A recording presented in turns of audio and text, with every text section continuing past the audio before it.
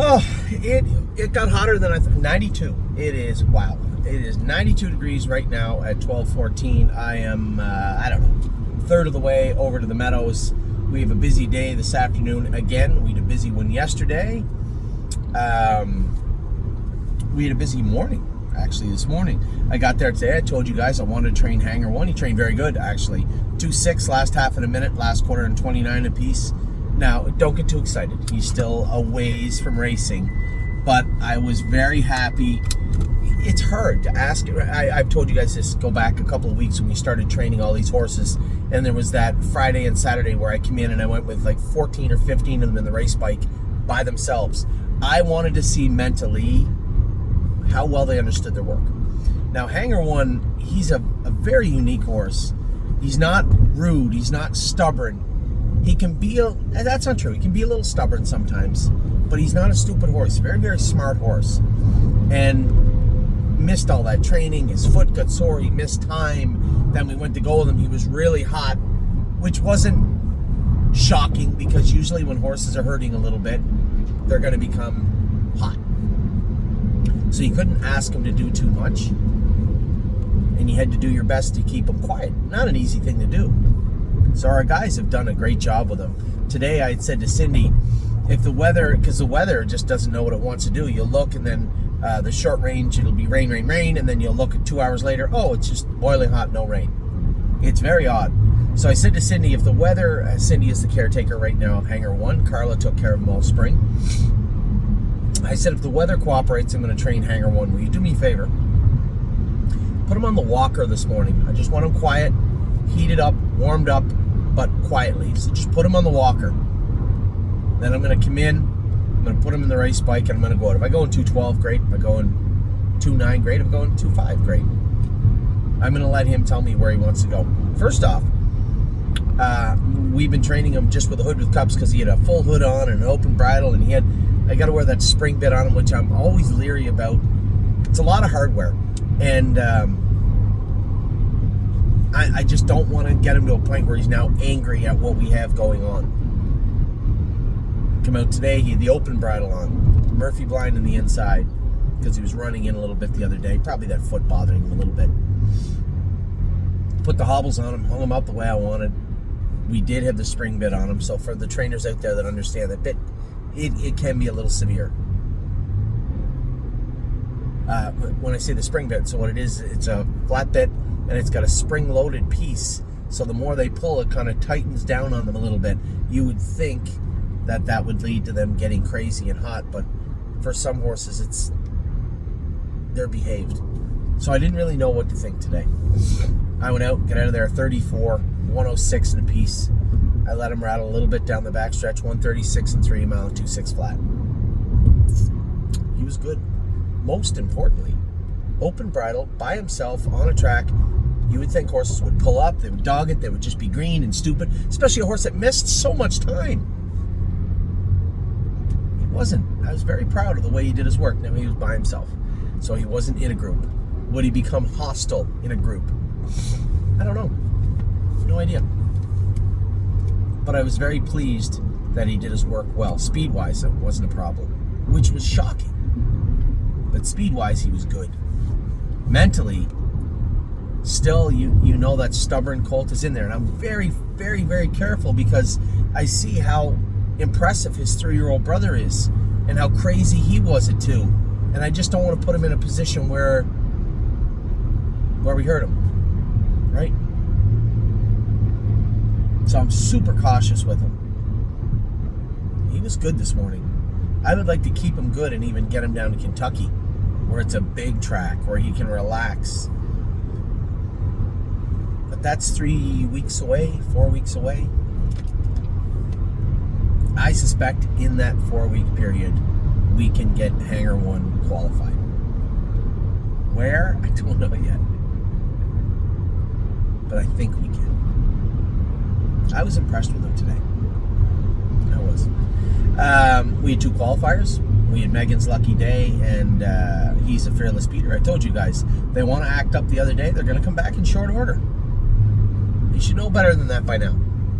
Now, Megan due to be shod. Her shoes are a little worn out behind. She lost a shoe warming up. I'm going to tell you what, I don't like when it's 90 degrees out, but what I really don't like is putting shoes back on horses myself when it's 90 degrees. That's not fun. But Megan was behaved. I got the shoe on her and got her qualified. My buddy Johnny just messaged me and said, have you changed your thought process or your feelings regarding Megan's lucky day? Absolutely not. I have not. Was she perfect today? No. She got it done though. There wasn't really a scary moment. It's a little perplexing how the heat affects her in such a negative way. She really is blowing when she comes in, but upon scoping her, there's nothing really there. So I was a little surprised with that over the last 2 weeks, but today she was very manageable.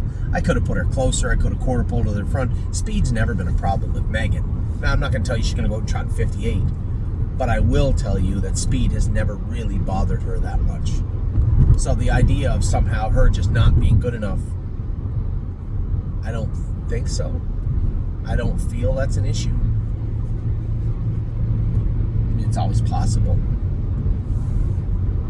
I was happy with her today. She had to trot, 2.4? Last half of a minute?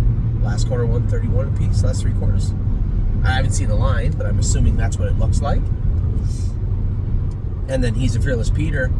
I knew, you saw he was much better going to gate day. One of our partners said the other day, does he need more gate work? Should he have more gate work? You can't rush this stuff. I know you see them go up to the gate and you're like, well, if we had had him on the gate in April and May, he wouldn't be doing this.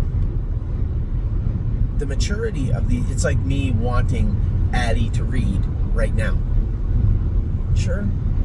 But they have to want to do it, and 2, they have to be able to learn at that rate.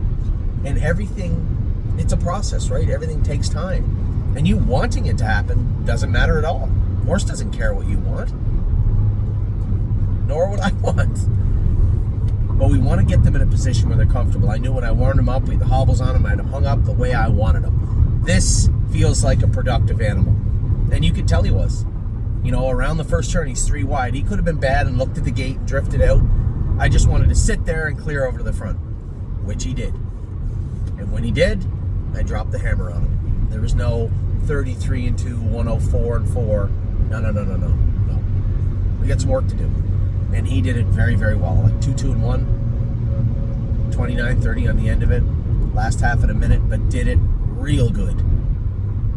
Thoroughly pleased with him. The only bad news of the morning was Dominic went to train Solidarity the other day, and he was really hot, which he's been warm before, but I don't know if I categorize him as really hot. Said he was blowing, and when they came in, they scoped him and they found some blood. Now here's the thing. This is a tricky assessment. There was 3 cops on this road already. Nobody's speeding. I don't know what they're looking for something. It's weird. Here's the thing with the small amount of blood that was found. Well, we can easily put them on Lasix, but hold on a second. Our entire summer was revolving around Lexington. Now he is Pennsylvania bred and Lexington bred, Kentucky bred. I can race him on Lasix in Pennsylvania. We cannot in Kentucky. But there's an added wrinkle. When we blew Rare, it was just she bled a little bit. Millie Girl, she bled a little bit. This is different. The component that Dominic said he was very hot leads me to believe that pulling and lugging and fighting with him caused him to bleed. That's possible. If that's the case, then we can mitigate that and we can race him in Kentucky. If that is not the case, now we have to pivot. The timing is fine, but we have to pivot. So I had asked Dr. Grosenbacher, who had Dominic and him and I were talking, a conversation. I said, well, he's got to come back over here now. Now we can't qualify him Monday. He does have a flat line, right?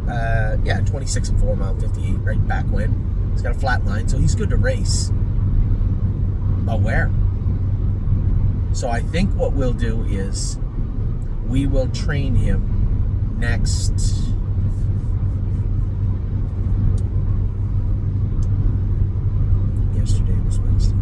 next Thursday or Friday in the morning. We'll train him and scope him. If he shows blood, Kentucky is now off the table.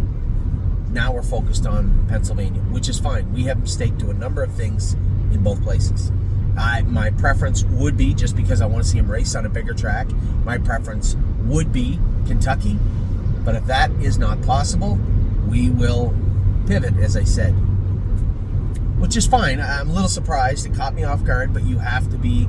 This is a very fluid time of year for a number of reasons, whether we're going sire stakes or grassroots with the horses, or whether we're racing in one jurisdiction or the other, or whether the horses are ready to go or they are not. You have to be willing, ready, and able to pivot. So we will pivot. He will leave Ontario right now. He will come to Northfield. We will train him at the Meadows. We will not train him on a half. I'm not going to do that. I'll train him. Maybe we'll take him over Tuesday when we're schooling everybody. Can't really go Tuesday. Wednesday back Tuesday with a horse that bled is not fair to him. So you're going to have to treat him aggressively and then take him over.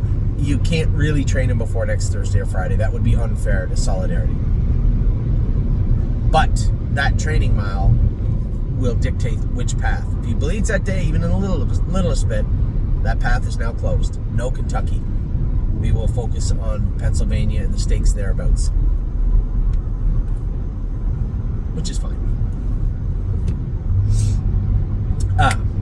But as you may have guessed from this conversation, I did not lead with that. He will not be racing tomorrow. He'll have to be scratched tomorrow.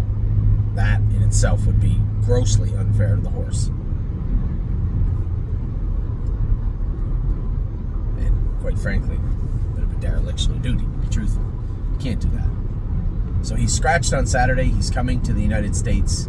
We are going to train him next Thursday or Friday without Lasix in Pennsylvania. If there is so much as a speck of blood, he will go on Lasix. He will stay in Pennsylvania. If we train him and there is no blood, then we will stay on track with our Kentucky thoughts with him. Likely race him at the Meadows, I guess, and then down to Lexington, where he'll start his staking calendar down there.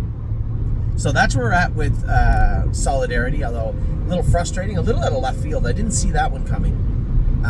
But it's good that we looked, so good job by Dominic and his crew to notice that and check on that. And now we can address it in the most proactive way that we can. So that was this morning. I talked to everybody about the horses, my thoughts on the horses yesterday, how they raced, how the horses are coming along. I mentioned, I did a video for you guys yesterday about all the 2-year-olds, where I thought they were, what we were doing. Obviously, I can't recall what I said about Solidarity, but that is now on hold. Consider this an updated version of what will take place with him. But we will move forward properly in regards to, with respect to Solidarity. So there you have it, a great training mile from Hangar One for all my partners out there, but please don't read too much into it. He's still 3 weeks minimum away from racing. A great qualifying from Megan. You know, you might look at the line and say, this is not that impressive. It's not the speed. I've already trained her plenty. You don't have to worry about that. Consistency. We have to get a consistent, firm grip on her throughout the summer so that we can race her. A very, very good mile from He's a Fearless Peter. A lot of you have been waiting for that. I told you the colt was a good colt and could do that. I guess that leaves us with what Jason and I had already been addressing this morning. Who goes where? You will see the first grassroots is in Bucyrus, or as I called it all those years ago when my first fair, I believe, or one of them, when we drove over there and raced. Bucharest, I called it like an idiot. Bucyrus, we are going to race He's a Fearless Peter and likely Head to Know there. I know you're going to say that's a pretty small track for a pretty big horse. He'll get around it, don't worry. The other horses will be heading to the Sire Stakes, I believe. I don't want to race Emerald Tom at Bucyrus. He'll be heading to the first Sire Stake event, as will Uncle Danny, as will the big colt, Supermind. We enter Jolene Hall and for Wednesday, Jolene Hall and Rico Tubbs over Northfield. I'm going to take Supermind to the Meadows. I'm going to stretch him out. You're going to see a very good mile from a very nice colt next week, I think, in Supermind. And we have another trailer load plus one, 6 or 7 to qualify Tuesday at the Meadows. I want to stretch some of them out. I'm going to take Judy's Money over. Some horses that I just want them to get on a fresh 5/8, show them some speed and stretch them out. As I said to Jason, it's frustrating, but at the same time, you can't get any speed into them at Northfield right now, right? You just can't. So if we want to stretch them out, we can go to Scioto or the Meadows. Scioto's not filling their classes right now. The Meadows is. The only hiccup is we can't get entries in the Meadows 2-year-old maidens.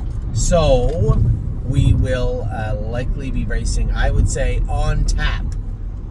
Now this would be preliminary. I have to look at the entire list.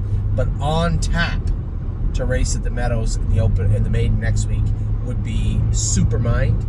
We have the 3 fillies that have stake races next Wednesday. A lot coming up starting today. It should be a lot of fun. Can't wait to race Uncle Danny. I like this colt so much. I can't wait to race him. Might take the bell boots off him today too. Yeah, I think I will.